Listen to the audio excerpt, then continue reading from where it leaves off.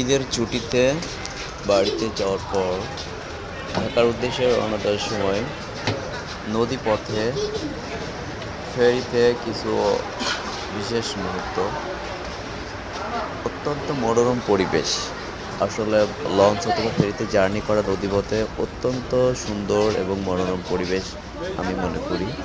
Because পানির একটা ঠান্ডা বাতাস, একদম বিশুদ্ধ আহ, Ôi ơi, মাম্মা ওই ওই তুমি দেখো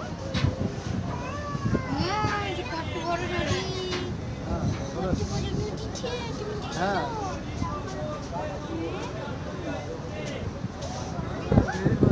ওই নদী ফেরির পারে এটা না আমাদের হুম চলো বেরো যাবো নাকি? এই সাইডে